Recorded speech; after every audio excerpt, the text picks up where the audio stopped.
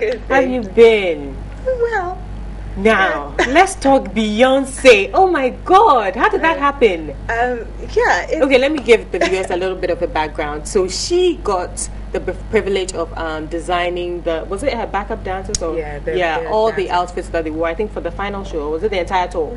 Not the entire tour, probably like half of it, certain cities, but that is major. For a particular song, Beyonce, Queen B. How did you get that deal? It's well, the stylists handle all these things, right. So we were contacted. So you never actually got to meet her? No. Sugar, don't worry. Next time you like, will. I know, right? Don't worry, it's coming. It's coming. No, it doesn't like that. But I think we had been looking for an African designer to design the clothes for the dancers, and because that particular song, "Grown Woman," it's African inspired. It has that whole Afrobeat to it. Exactly. So. One thing led to another. They contacted picked someone, Christie and Brown. they said yes. I think there were others too that were in the running for it, but. Yeah. Wow. How did you feel when you got the call? Okay, Miss Obuobi, Queen B would like you to design for her backup dancer. The email, I'm like, so we've arrived. Like, we're arriving. Yeah, I can imagine. It was great, right? It was almost surreal. Yeah. Wow. And then, of course, you got to do something for Alicia a while back as well. We saw some photos I think of in 2010 or so. Yes, she wore the neck pieces. Aisha, you've gone international. Well done. That's the whole point. That we're trying to take it out of Ghana as well. Like, not just focus here, but make it an international brand. Yeah. I've said this so many times. When I actually got into the whole African clothes or African fabric thing was after you launched. Before then, I could never imagine. I think, you're the pace setter. I think you brought about that whole... No, really, seriously. I've said this so many times on different platforms. I think you brought about that whole revolution of younger people getting interested in made in Ghana stuff and African fabrics and all of that. So congratulations for that. Yeah. Now let's talk about the store. You've relocated, haven't you? We have. We are at Beaver Court now. It's opposite the Merchant Bank in Firefly. Sunshine Cafe. Yes, it's on the old American Embassy Road. So it's a bigger space, so we get more room to play dress up. I see. I've been there. I love the whole vibe. How's it doing though? How's the brand doing? Well, the Christie Brown woman, it's busy, and for now, our main focus too is the store. And then just pushing our ready-to-wear as well, because everybody assumes that they have to call and order pieces and so on. They don't? Pardon me.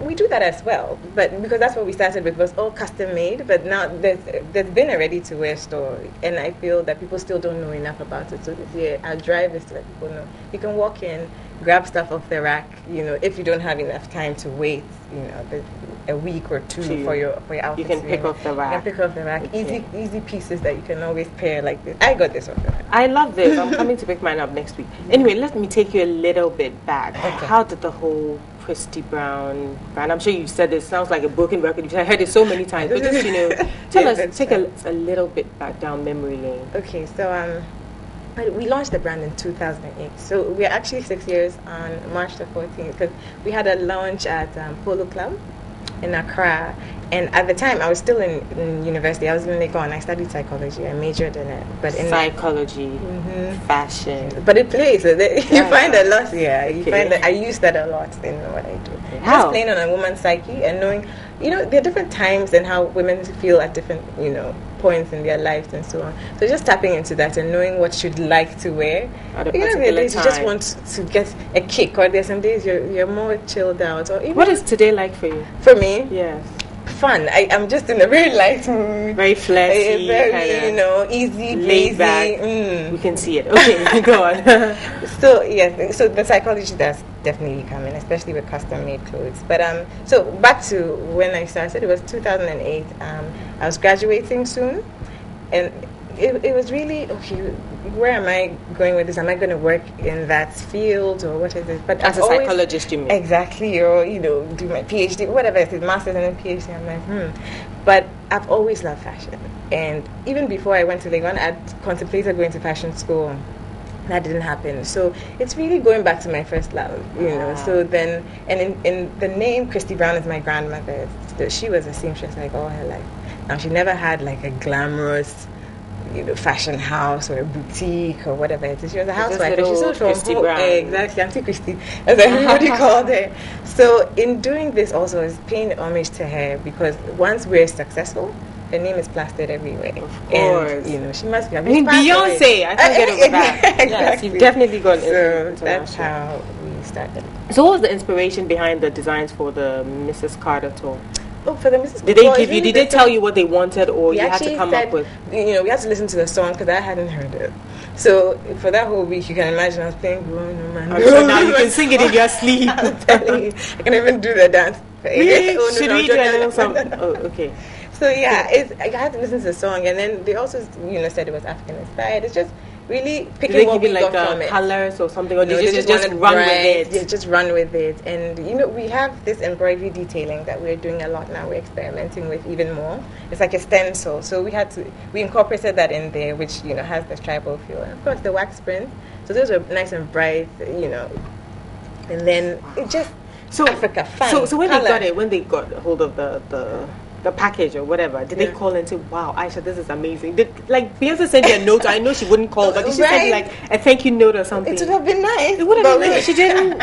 No, I'm sure she will. But did they send you like tickets to the concerts or something? What happened was, you know, they're in different cities and so right. on. And I have a team that works with me on Christie Brown. So there's somebody in Montreal, Vanessa. Right. She handles our so like, Vanessa got to go to the concert. She got to go backstage, saw the dance, saw everything. You know, she was like literally this close. So it was. But it would have been nice if they got you in to like maybe help them. I know they have their own team of stylists and everything, but you know, they even have like people doing alterations at the back. So they had all of that. So they didn't really need you like that. They didn't. They're like, you know what? They didn't try. Then that's the pieces. And then Hayat, who does our PR, she's in Chicago or North Carolina. She got to go. She got to go as well. Back to the works. You know, I'm it was sure really, next time. Yeah, next time. Yeah. Maybe we'll even be. They write you like a big fat check. Don't lie now. So what's the next? Right. So they were really happy. It was nice. Were they happy with what did you say? They were happy with what you said. They were happy with it, and you know, so we kind of built a relationship with them. So. A relationship with Beyonce. Can you imagine? Like, we kind of built a relationship. Wow. Yeah. So right now, do you have like a new collection out, or are we expecting anything? For now, like I said, the focus is mainly on ready to wear. Trying to push that more. Yes, ready to wear, because it's just it's the ready to wear is really what it's our everyday clothes. Exactly. It's not you know sometimes you're going to a wedding or something, you do a nice like over the top outfit, but sometimes you really just want to look fabulous on a regular day.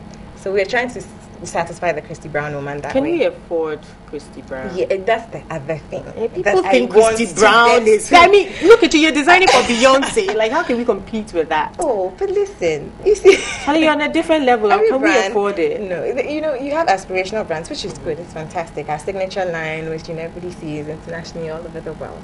But then there's also, you know, the pieces that you just want to pick up for, you know, 100 CD, 150 CDs there, you mash it with something else, and so it's not expensive. I would say it's not expensive. That's why we came up with this line, and that's what the store is about. The store is more. It's kind of like a diffusion. It's a diffusion, exactly. So you just stay tuned to our social media and so on. When it's actually more even solid in terms of rebranding for the ready to wear line, it'll be clear that, you know, this is what it stands for. But I just want people to know that when you walk into the store, it's a ready to wear. You can get anything. You can just pick. It's pret-a-porter. Right. Just pick off the rack, and it's at affordable prices.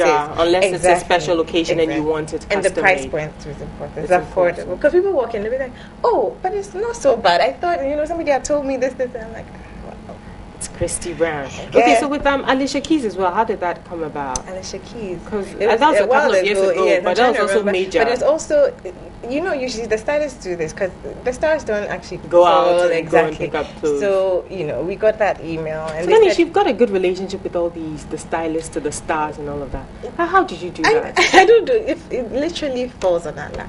You see, so we are blessed. Basically, your products speak for themselves. For themselves, you know? We'd like to say that, you see, and it's when you put heart in what you're doing and people recognize it. It's such a great feeling. Look, Aisha, I'm sure there are lots of designers and upcoming ones and all of that who would really love some advice from you. I mean, you're there now. You're Beyonce. Like, I can't stop saying that. Please give them some advice. What should they do? Wow, there's just so much. Like, I picked up so much over the years, but like I said, be passionate about what you do. I always say that, and love what you do, because it gets difficult, and there are times that you'd have a dip, you come back up and so on. But it's that passion and that dedication to seeing your brand through, seeing your business through, that will get you through those rough times. Otherwise, you just pick up your bag and call it quits. But just weather it. You will get there, and don't expect stardom overnight. It doesn't happen without the extra effort, without the hard work put in it. So you don't look at people and say, oh, but this person is doing that, I'm going to start a label too because I just like fashion. You actually have to put yourself into it. So there are years of sacrificing, the years of not buying that Celine bag yet, but it will come. Wow, I like that. Yeah. How important is talent when it comes to designing or the fashion industry? Because talent is really important. Sorry, you're gonna say no. Go on. I think it's paramount because yes, you do have to have the talent. Like any artist, you do have to have the talent, and then you can actually produce the work that people desire. But I feel like that's not enough. You need to be hardworking, passionate about what you do as well. You can have the talent and just be like, what, it's whatever. I don't have to wake up at 5 a.m. and go into work because it's whatever, I have the talent. But even having that drive, and then also a business acumen to be able to carry it forward, because otherwise you're talented, you're sitting there and doing all these masterpieces, and then what? So I believe that talent is key, it's paramount, but there are other factors too that see to the success. And in terms of talent as well, especially in the creatives, there are times that you have a block, and then what do you do? So it's the other things you have in place that actually sustain it till you get that kick again, and then you're able to. Do you think the fashion industry in Ghana has come to that point where people see it as a commercial avenue? Not just for designers, but for everybody else involved in it. Have we seen the business side of the industry, or is it just the glam and that's associated? To be honest, I'm no authority on I can't speak for everybody, but I can say what I've noticed, that we're slowly getting there. Before it was really I like clothes, so I'm having a tailor make it for me, and so I also have a brand because I put pictures on Facebook. When I asked about talent, I was gonna ask you how important it is for a designer to be hands-on, to be able to actually make the clothes. Exactly. I know when you started, you weren't actually making. You're just designing. And that's what I could actually say. I was just designing. Exactly. How has the transition been? Do you think it's important for you to actually be able to sew? Yes. Not just design. I had to enroll at Vogue Style School at Joyce Aberbu's college now. That's what it's called now. Exactly. College. To know exactly how to do it, how to draft patterns, how to stitch, and what actually goes into making a garment. But before, to be honest, when I started, it was really passion driven. And I thought, I can design it. And let me draw it and give it to within months, I realized I can't do this. I'll just shoot myself. I need to know how to do this so I can then teach my staff what to do. But when I started, I didn't even have a team or a staff base. So you can imagine where it goes. So that's why I want the younger ones to know that it's just not, I don't think it's enough. At least have some background on it, like know what's going into making it. You don't have to sit behind a machine all day, but you should have some knowledge. But just know the technical bits, and it helps. What would you say is your signature piece at Christie Brown? The fringe jacket. Oh, I was gonna say the bib. I was gonna say the bib. It's not the bib. The bib is like our signature. We started making the bibs in like 2009 or so, and it's still like our bestseller. But in terms of item of clothing, the fringe jacket. Which one is the fringe jacket? How come I don't have one? Wait, is it the one that goes? Exactly. Of course I have one. Okay, so that's your. So it comes signature. in denim. It comes in different fabric ways, but it's we're gonna have it for a long time. And the bibs, they're here to stay. I know there are so many variations around, but we know a Christie Brown when we people still want that Christie Brown bib necklace. So. Yeah. That is what good branding does. Now, how are you balancing family life with? Because I know now you have a family. Mom, new mom, and how's the baby? He's well. How's the hubby? He's great. How are you balancing family life with the whole? I'm still new to it because I'm only about 8 weeks in. Like with a baby and so on. 8 weeks? You mean 8 months? No, 8 weeks. He's 8 weeks? Only? He's a baby. Oh, that's a real baby. I know. Okay. And he's home with his dad. While mommy goes off to design and make clothes. And be on new day. Okay. Yeah, but I'm trying to get a good balance of it. And what I'm learning is, now, focus has shifted. Right.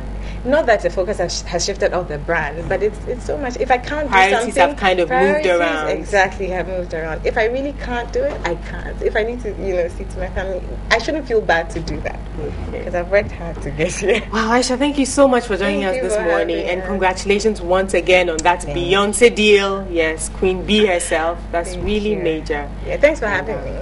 Yes, and can you just give us directions to your store once again for anybody that wants to?